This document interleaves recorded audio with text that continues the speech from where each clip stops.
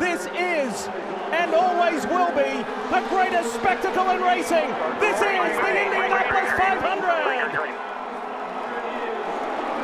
And Alex Palou leads very strong into turn one. Rinus VeeKay and Felix Rosenqvist with Scott Dixon going high. Side by side with Scott Dixon there. A great move from the veteran. We got too wide all the way down through turn one. As we see turn two now, everyone files through clean. A couple of drivers thought about it, going side by side. I'm looking at Takuma Sato, Tony Kanaan in that orange and black 66 at the back. And Sato trying to push his way through. His Pato Award in that black car is falling back fast. And ahead of him in that papaya orange McLaren machine is Alexander Rossi all over Santino Ferrucci. Yeah, it was a great jump there from Rossi. He got around Pato as Pato tried to get on the inside of Ferrucci. Borderline 3 wide, but now it's Felix Rosenqvist under threat from Scott Dixon. Right now, look at this. Oh, this is brutal. Graham Rahal back on track, but 2 laps already in the books. He's got a long way, a long, tough road to get back on the lead lap. And on the other end of that is Will Power, who has made up 3 positions from his grid spot. Look at Rinus VeeKay. Here we go, first pass for the lead, and the young Dutch driver takes it. Let's get an update on Scott Dixon. What's happening, Marty? We have seen him go from 5th to 14th. He has a left side tire vibration, something teams have been dealing with all weekend long. You can see it here on the onboard camera. You can also hear it in his voice when he talks to the radio, on the radio to the team. He has asked several times, can we come in? Can we come in? Mike Cole, his strategist so far, as he loses another spot, has told him to stay out. But Dixon now coming to pit road. He said a moment ago, I just can't stand it any longer. These vibrations are so tough, and that left rear one makes the car extremely loose. So Scott Dixon will pit earlier than he had planned in the initial phases of the race. They wanted to go to lap 32, but pitting here at lap 26, it would be tough to make it a 5-stop race for Scott Dixon. Wonder what the story is with Catherine Legg, especially seeing how she came in on turn 3 as opposed to pitting off turn 4. This is her exiting her pit box. Oh boy. So close. How lucky is everyone that there wasn't a crew there set up, but she probably flat spotted her tire sounds, and that's why she would have come right back in. She just missed the outside front tire changer. You're clear out, clear all the way out. Who was that? Was that Connor Daly's teammate? No, I think it was Canapino, perhaps. But all smooth for Rinus VeeKay as he pits and rejoins, and look at that, ahead of Alex Palou in that blue and white number 10, and that's a dicey late move. On the inside of Marco Andretti in the cooler Honda, and coming up fast is Santino Ferrucci. He clears Andretti as well, waiting on Rosenqvist, O'Ward, Rossi, Power, and company to make their second round stop. I'll tell you what, Santino Ferrucci is absolutely in it to win it as Felix Rosenqvist pulls off and goes to pit lane, and once again, Rosenqvist has stretched his pit stops farther than anybody, Marty, at the front. You know, I hadn't seen much in terms of mileage out of Chip Ganassi Racing with Palou and Dixon, but Marcus Ericsson just came to the pits. He's getting excellent mileage. But guys, look, Felix Rosenqvist has come out ahead of both Rinus VeeKay and Alex Palou. That overcut is really helping, going longer as the other two are stuck in traffic now as we've caught up the tail end, Kevin.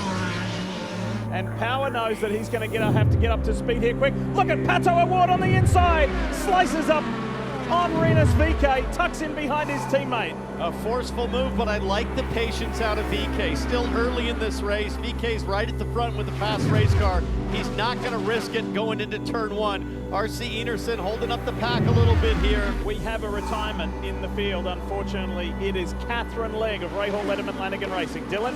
Yeah, and we saw the incident on pit road, Catherine. What did you feel there behind the wheel? Yeah, there's something just, we don't know whether it's a toe link. We tried changing that, maybe the steering rack or something, so. It's just like the Peloton. Think team cycling in the Tour de France as Santino Ferrucci goes past Palou. What a move. Power move from Santino. Strong swing to the outside. Cuts across the bow of the 10. Nothing really Palou could do there. And now, guys, they're in a position to swap, and I suspected this was coming. They'll swap the lead back and forth just a little bit to save some fuel. I was just going to say, Kev, I'm surprised that we hadn't seen that sooner. Last year, we saw that beautiful choreography between Scott Dixon and Alex Palou and the Chip Ganassi squad, each taking turns leading so they could both save some fuel. Pato O'Ward had just been sat there out front punching that hole, so now some synchronized swapping of positions, and that's the kind of teamwork you need to see now, 80 laps into the race. That's not what we're going to be seeing with 20 laps to go. What's happened here? Helio Castro Neves, the 4-time winner. Whoa, whoa, whoa, whoa. Auditioning for a future in dirt track racing, Castro Neves walks it up the track on board. Listen. He got in the dirty air of his teammate and then downshifted, got after the throttle, and frankly just spun the tires up on the gas. Dylan, that was a great save. As we've always said, this team shows up in a big way. The Pennzoil on board with Scott McLaughlin. Kuma Sato high off a 2. That was tight. Outside. And now Tony Kanaan trying to come on the inside. Half inside. Power making moves, and you can see all kinds of dust in the air. I think that's from Tony Kanaan making a pass in the grass on the back straightaway. We didn't see what happened to Takuma Sato. Now is Benjamin Peterson, and that red number 55 for AJ Foyt Racing goes by Takuma, but he slowed up and caused all this mayhem. And look, He's struggling. He's hanging on. He's lost Sato's his got momentum. an issue. They were scrambling everywhere. Look out, look We're out. okay here. Inside. There are cars going everywhere. Oh, And that's that's Stingray Stingray Rob. Yellow. First yellow of the race, and one of the rookies in the field. McLaughlin goes one way, Kanaan goes the other, and the day is done for the Dale Coyne Racing with Rick Ware Racing rookie. It was Stingray Rob done. It was getting hairy there around the racetrack, Lee, but I didn't see Stingray involved in that melee of cars that we saw. Must have been a different issue for What the him. heck, man? I take it that means you're okay at least. Here it is again, look to the right, look to the right. I don't see anything wrong with what Graham Rahal did there. But this is 100 laps of green running. The marbles and the tire dust accumulates offline, and you just saw the risk of running high. The leader coming on the pit road said he feels very good about the handling of the car. Meanwhile, Rinus VeeKay said he's had a vibration on literally every run of the day. They make a wing adjustment, and the McLaren guys easily hold serve Hey, here. Marty, Oh, crash. the my wreck on pit goodness. road. Palou is out. Palou just got hit by Rinus VeeKay, who got sideways. Are you kidding me? Wow. We told you earlier that pit lane, your race can be made or lost. And you're seeing the ladder for the American Legion Honda with Alex Palou. The two guys who shared the lead for so much of the early part of this race have come together on pit road. VeeKay on your left. So similar to what happened to Catherine Legge, just came out of the pit box. Yeah, he had cars on his outside. He had to keep it in the transition lane, fine, but just kept his foot in it, went around and took out Palou. He may have gotten away without any damage, but I promise you a penalty's coming for the 21. Heartbreaking for these teams. We'll find out how badly damaged Palou's number 10 machine is. Maybe not so bad. Look to the right-hand side of your screen. Christian Lundgaard almost hits a team member, hits a wheel, and more chaos on pit road. It's just so easy to do. You're coming down. Those are team cars. They're pitted side by side. The last minute pull out back into pit lane, unfortunately, hit a tire. There'll be a penalty coming there. And then here we see Alex Palou coming in, getting the front wing changed at the same time. They're going to also put a ton of downforce on that car because now they're going to be back in the dirty air, not running up front like they were before. And before the caution for Stingray Rob, Hunko's Hollinger driver, Callum Ilott, found himself on pit road. He pitted on lap 91, got serviced, and has cycled all the way to the front, ahead of Felix Rosenqvist, Pato O'Ward, Santino Ferrucci, and co. Oh, and how about this, Mike, for Callum Ilott, the British driver for Hunko's Hollinger Racing? They had to change chassis for him to feel more comfortable to go out in qualifying. He had minimal running, and yet he got in the field on his first attempt. It was nerve-wracking stuff, but maybe not as nervous as this, because Callum Ilott leads and the reigning champion goes right around the outside. That's Marcus Ericsson. He got 3 positions in the one turn. All kinds of action. mid-pack. Rosenqvist immediately to the front. But look at this three-car battle. Two Penske's and a Ganassi. Ericsson goes wide, and how about Alexander Rossi? We just saw Stingray Robb end up in the wall being that high, but after the sweepers, you can utilize that second lane. Will Powers hung out to try. Connor Daly, Scott Dixon, 4 wide. Dixon trying to go on the attack, and on the far left is Kyle Kirkwood. 4 wide at Indianapolis. The pink car is Kirkwood. Good positions made there. Sato gets around Scott McLaughlin. Dixon's not done with yet either in the orange and blue machine. Scott McLaughlin in that yellow submarine for Penske got checked up on the inside there. Everybody rolled around the outside, but look at Marcus Ericsson, guys. The defending race winner trying to get another position there on the outside. That was a cracking restart. Santino Ferrucci saying not so fast as things settle down, but it was hairy. Rinus VeeKay drive-through penalty for that contact with Alex Palou, and VeeKay's currently running in 7th. He's going to be out of that and out of the running. He overshoots his pit, guys. Herta overshot his pit coming in. Oh no, and it's his teammate immediately ahead, Romain Grosjean. Well, his tires were already changed. I wonder if he stalled maybe coming out. I think you're right, Pinch. Here it is. Oh, he has. Contact. They sent him right into his teammate. Although if you watch the right front tire changer, he was telling Colton Herta to hold. It's just unbelievable, Diff. It never gets old no matter how many times you've seen it. Caution is out. What is it for? And it's for Romain Grosjean in the DHL Honda for Andretti Autosport. The guy's dead. Looks like off of turn 2 again, guys. That was the same spot that he had issues last year. Lap 106 in the race back in 2022. The number 28 found the outside of the turn 2 wall. Crashed in Texas in turn 2 as well, the last oval race this season. Ready to go, and the green flies here at the Brickyard. Ericsson will see that first and take off. Remember that last restart went crazy. Now we're just 44 laps from an Indy 500 win. What's going to happen now?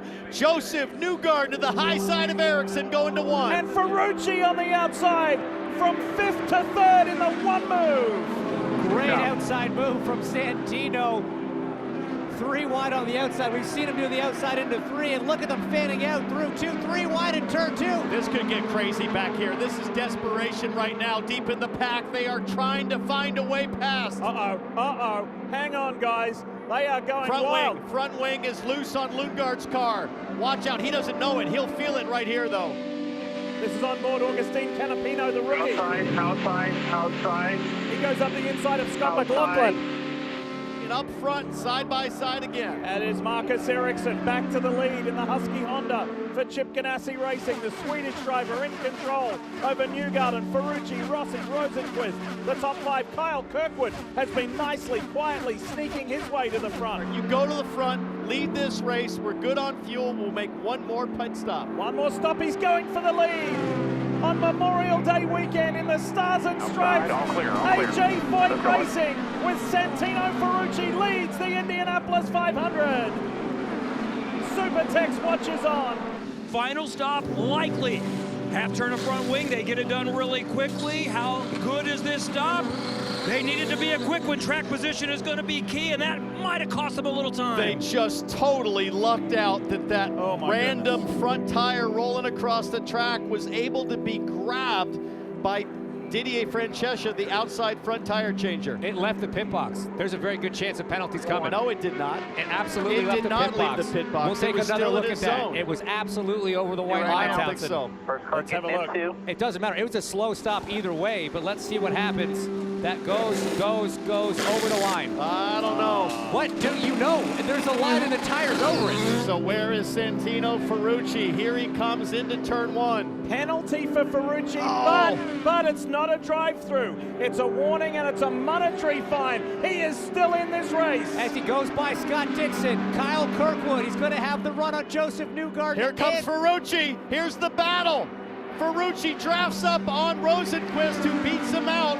Inside for Ferrucci on Rosenqvist. So it's just Marcus Ericsson that stays in front. Santino Ferrucci chewed him up and spit him out earlier. As now Felix Rosenqvist on the inside of the 14. I was surprised that Ferrucci didn't defend Rosenqvist more aggressively. Ferrucci's struggling to get this thing wound up and up to speed. Cold tires, but should be warm at this point. And now Newgarden and Kirkwood are coming strong. How about Kyle Kirkwood? Don't discount Kyle Kirkwood. Here comes Newgarden on the outside of Ferrucci. The Shell Chevrolet. 21 laps to go. Marcus Ericsson, who won his first Indianapolis 500 a year ago, may have company soon in the form of the driver who won the 100th Indy 500, Alexander Rossi, arm wrestling with Joseph Newgarden, and Newgarden not relenting. The cowboy Newgarden riding the high side out in that dirty piece of racetrack and reminding Alexander Rossi, if you're going to beat me for my first Indy 500 win, you're going to have to be real brave. Newgarden not interested in letting Rossi by. Here comes Pato O'Ward. I think Ericsson will get him, maybe Rosenqvist, but Pato O'Ward should slot into third and be able to defend on Newgarden. And he's got much newer tires. Beside you, outside. Not much. Outside, Felix, you're Clear in third with Newgarden hot in pursuit. What does Rosenqvist do here? Look at O'Ward! Inside, almost a pass on the grass, gets second. So now the two guys who were duking it out on the final laps last year, it's a rematch, it's a repeat. 2.0, the battle, Ericsson v. Pato O'Ward. We have another thrilling battle coming. Pato's got a little bit of understeer coming off turn 2, but a massive run. Pato O'Ward low and to the front. Ericsson can't fight. clear, clear. Clear, clear, he's not gonna fight that. And Pato O'Ward, is this gonna be a dream come true? There's still a lot of work to be done. 16 laps left here at the Indianapolis Motor Speedway. That tire advantage is not nothing though, guys, as we see Joseph Newgarden on the outside of Felix Rosenqvist, moves that shell car. Oh! Felix in the wall, big time. This is going to be a big hit right here. I don't know if he's going to keep it out of the turn 2 wall. Oh no! Kirkwood! Ooh! Kirkwood upside down! Guys, this will be a red flag, almost certainly. Huge impact.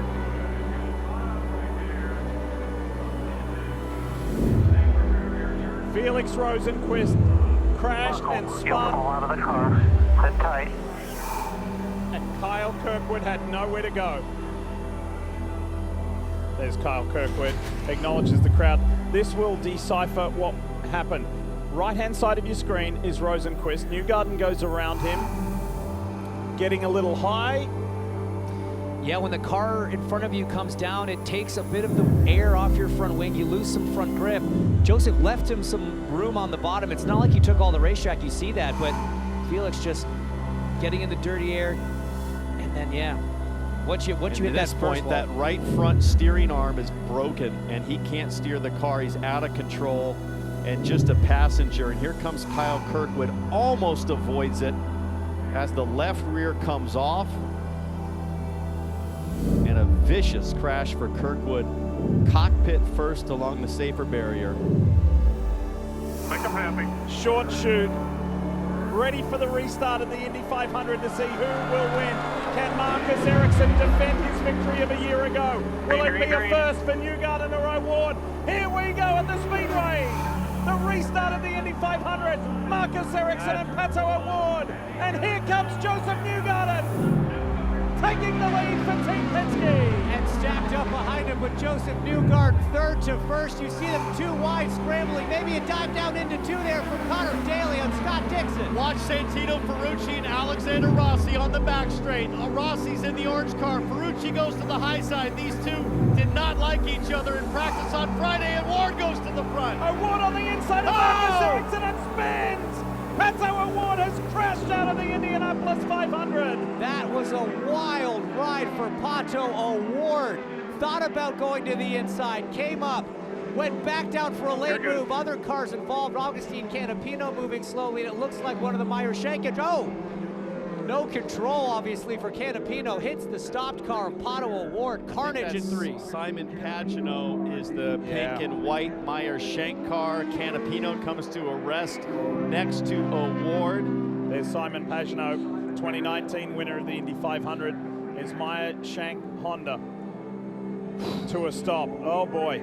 Why we're under a second red flag. Watch the black and white car to your right. You see that late pop out. He faded to the right, then dives back left. He goes all the way into the grass hounds, and you saw his left sides hit the dirt. Look at the save from Ericsson, so too. high. I'm pretty sure there was contact right front to Ericsson's left rear, and Ericsson did a beautiful job to save it. Here's a tight shot of Award. Heavy right rear impact. It reminds me so much of that Turn 1 2012 Dario Franchitti Takuma Sato mode, yeah. going for the win at the 500. So lucky that car came back down and didn't ride along the wall and get the nose up into the catch fence there. But you're right, huge save from Marcus Ericsson. Look at that. Now the other question is, what happened to Pagano and Canapino? Well, obviously this happening right at the front of the field, you're going to check up a lot of drivers. You see that the right rear is basically gone at Augustine. That was a massive hit for 10 miles an hour. There's a lot of vertical. This is Pagano. Oh, he just gets run into. Is that McLaughlin, maybe? It sure did look like McLaughlin. Get ready. This is going to be unbelievable. Who wants it more? Who's going to be able to perform under the most intense pressure? Green is the call here at the Indianapolis Motor Speedway. Let's go and watch Alexander Rossi, fourth car. Oh, they're wrecking! Big crash. Peterson, Graham Rahal, Ed Carpenter, all in the wall before start finish. Uh-oh. Marcus Ericsson is credited with leading at the moment with 4 laps to go. Guys, do we have time for another red flag? Benjamin Peterson, fastest ever qualifier, fastest ever rookie qualifier for AJ Foyt Racing, does not get to see the checkered flag, nor does Ed Carpenter, the only owner driver in the field. 3 red flags in this Indy 500. They have to reset again. Green flag flies at the speedway. Hello is on the inside of Rossi, but Ericsson has bolted.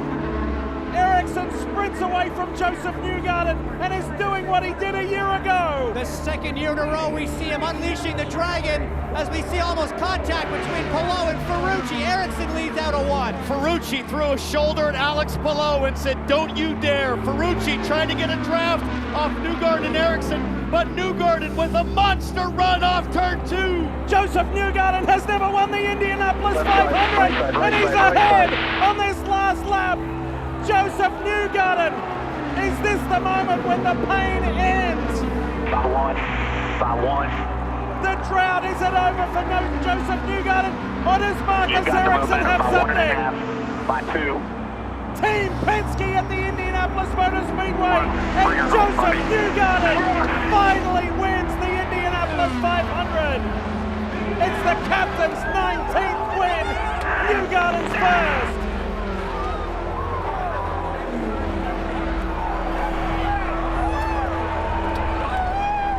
You guys, thank you so much for the work. Finally, Newgarden is an Indy 500 champ.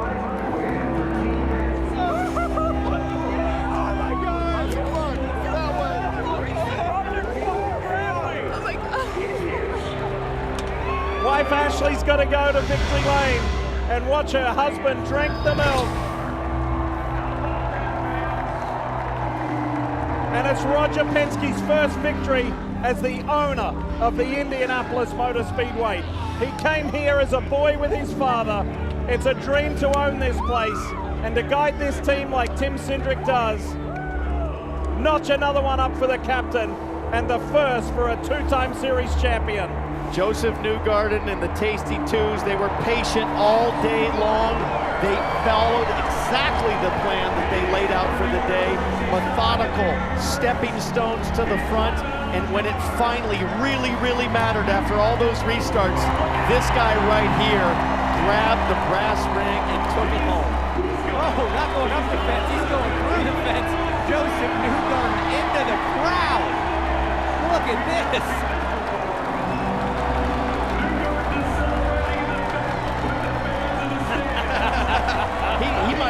take it back. This is awesome. This has been a burning pain and a burning desire for Joseph Newgarden. It has annoyed him and bothered him so long that he has not won the Indy 500. All of that is erased. It's just joy and fun now and celebration.